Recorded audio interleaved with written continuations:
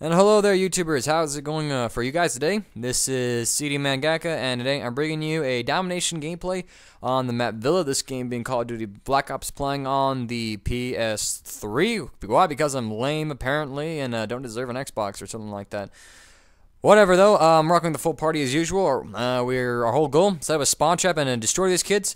We get the A spawn right out of the gate, and so the enemy sets up at C, and I send two guys up to go get B, and so they're gonna hold down this bar building in front of me that my reticule's on, and then my squad mate, if you will, and I went right, and he's gonna hold down the fountain. I'm gonna go to the far right building and make sure that nobody flanks us from the villa area, and then two of our other teammates are gonna set up on the long road on the far left of the map from our spawn being A flag, and I'm lock down traffic there. So Villa, it's actually a bit of an easy map to set up on. C Dom is the spawn that you want the enemy to be at, and I'm trapped in, but I suppose you could set up on ADOM as well. Rocking with the G11 here, using the Nevada camo on it. I've gone back to using that camo. I switched up camos a bit, but I don't know, I've grown to like attached to the Nevada camo just because I was born, the state I was born in. Yeah, I was bored in that state quite well. I don't remember what the hell I did in that state. I just sat there, farted, and took dumps, I suppose, and let my parents wipe my ass. Yeah, it was very boring down there. I was born in Nevada, so a little bit of a sentimental value to me, and that not a lot of people run it, so it adds just a little uniqueness. Like everybody's running like Tiger camo, a lot of people like Yukon camo and other stuff like that, and so but nobody runs Nevada because it's really kind of unappealing. But I'm starting to like it. I just like it. So G11, pretty sweet assault rifle, and I've gotten back into the groove with it. I've had some bad connection issues, and so like the G11 on a 2-bar being a 3-burst weapon, it's atrocious. But when you get it to a 3-bar or even a 4-bar, I've played a few games with a 4-bar connection to the host. It was quite fun actually. Definitely there is a little bit of the host advantage thing, but I'll save that for another commentary later. We'll talk about like how much host advantage actually affects a person's ability to like play a game, or how well they do with host as compared to without host. But once you get a 3-bar, the G11's alright, and I guess 4-bar it rapes face, but 3-bar you can do well with it, and I think I'm playing on a 3-bar here. It might have been a 4-bar, not sure at this point. So let's see. Looks like we're losing B, but my teammates get under lockdown pretty quickly as I cancel out my Semtex. And this is just my whole goal. So I'm actually kind of playing the objective way. I'm making sure that the enemy is locked in their spawn and that they don't flank us through the fountain area. That's what my teammates also doing, is making sure that I don't die, and because I'm the Slayer here, I got the high kill streaks on, and he's there to make sure that if I get in a jam, he can come rescue me, and he also just helps down hold the area.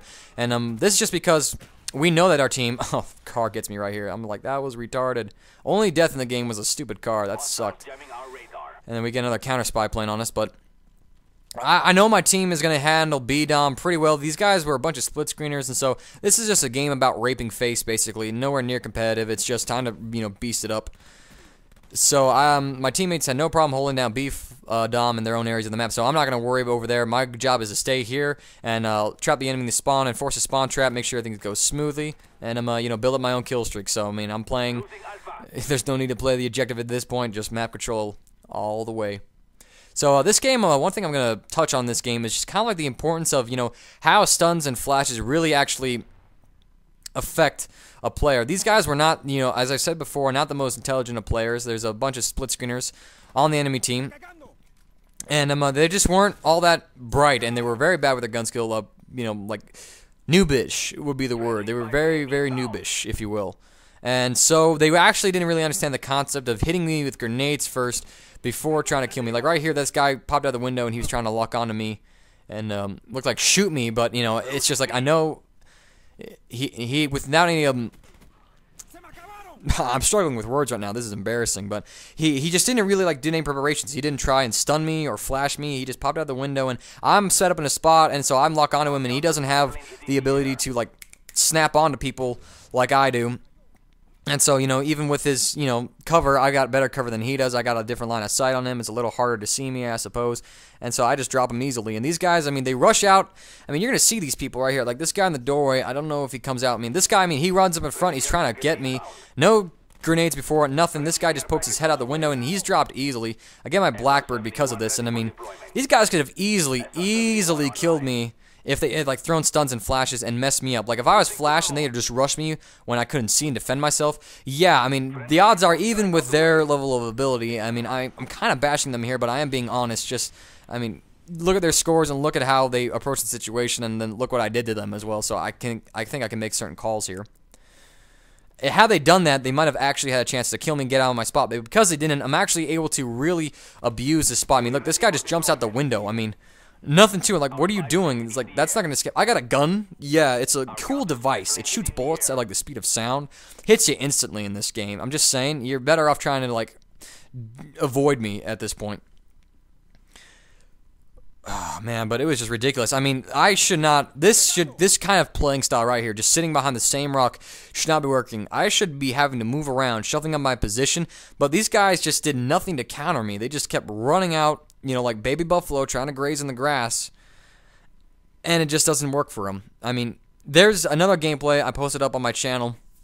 I'm pretty sure I did, at least, where I just showed you, like, the difference between, like, how you have to play compared to when people don't nade you and when people grenade you. Like, that guy threw a Semtex, but he was bad with his aim at it, and I got out of there early, too. So I'm calling in my dogs, and here's I'm going to touch up on another point here, overlapping your kill streak. Since I've started to run both Chopper Gunner and dogs and get them both, my Chopper Gunners have done a lot more work for me, and so have my dogs, actually, just because when you overlap your kill streaks, people get focused on your dogs first off. Like, you know, you get your dogs first, and they become focused on your dogs. And I think in this game, my dogs actually saved me a few times. So they get a couple kills right there. But with my Chopper Gunner out, now the enemy's attention is split. They can either kill the dogs in front of them or try and shoot me down out of the sky. And odds are, if they focus on one or the other kill streak's going to get them. For example, they're going to be breaking their back, shoot me down with the Australia 3 my Chopper Gunner. My dog is going to come up and bite them right in the ball sack.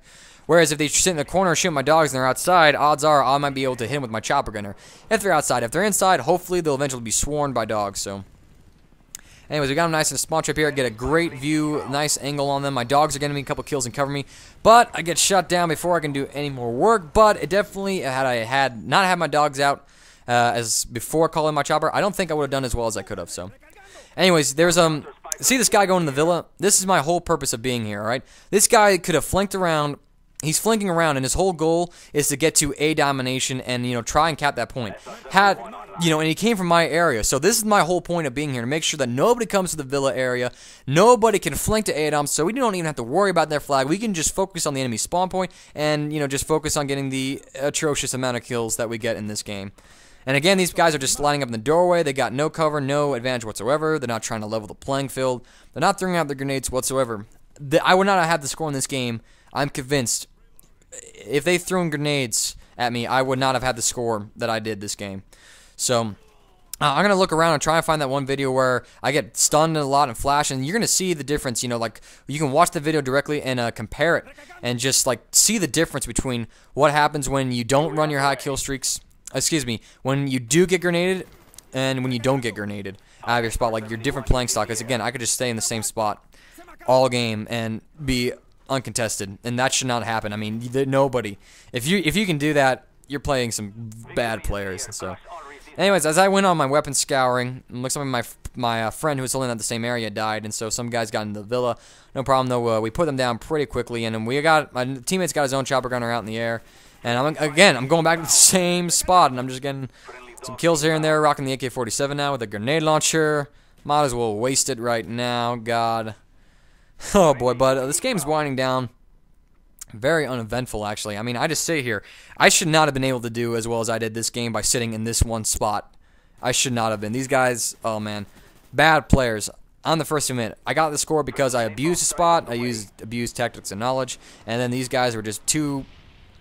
They weren't experienced enough. Let's be polite here. They weren't experienced enough to try and kill me any other way, or level the playing field whatsoever. So, anyways. We're coming near the end of the commentary video right here. I'm starting just to spin around to celebrate. 39-1 is the final score. Not too bad. Insanely high KD, not insanely high amount of kills, but I couldn't really ask for any better with this lobby. If you like this video, please give it a like rating, and some comments if you want to address any points, some feedback here and there, that would be great. I have a Facebook page now, so if you want to receive daily updates and when I upload a video, go ahead and find it. Link in the description of that. And like the page. Also, if you're new, please subscribe to my channel. Thank you all.